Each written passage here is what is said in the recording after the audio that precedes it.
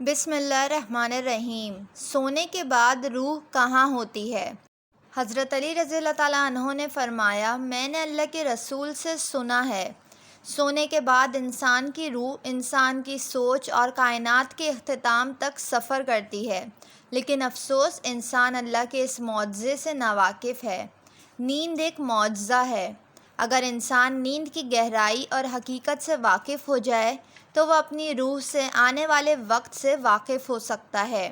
حضرت علی نے مزید فرمایا، جب انسان زندگی کے مسائل کے بارے میں سوچ سوچ کر اداس ہو کر سوتا ہے یا اللہ کے کسی مخلوق کے بارے میں برا سوچتا ہے تو اس کی روح سونے کے بعد اس کے جسم میں دبی ہوئی رہتی ہے، اور یوں وہ نیند میں بھی اپنے مسائل میں الجھا رہتا ہے۔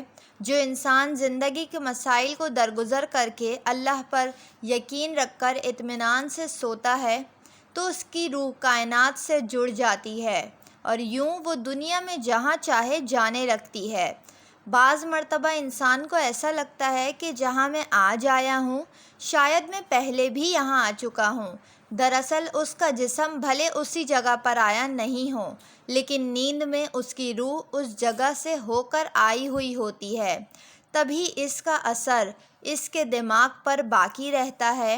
حضرت علی رضی اللہ تعالیٰ عنہ نے فرمایا، اگر تم یہ چاہتے ہو کہ تمہاری روح کائنات پر اختیار رکھے اور وہ چیزیں جو تم جاگتے ہوئے نہیں دیکھ سکتے سوتے ہوئے دیکھو، تو سونے سے پہلے ہر اس انسان کو معاف کر کے سویا کرو جس نے تمہیں تکلیف دی ہے، اذیت پہنچائی ہے۔ کبھی اپنے دکھ درد یاد کر کے نہ سویا کرو۔ اللہ پر یقین اور اس کا شکر گزار ہو کر سویا کرو۔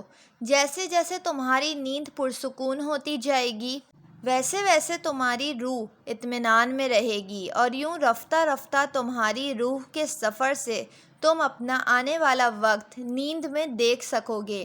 اگر آپ کو ویڈیو پسند آئی ہے تو ویڈیو کو لائک، اور اگر آپ میرے چینل پر نئے ہیں تو چینل کو ضرور سبسکرائب کر لیں۔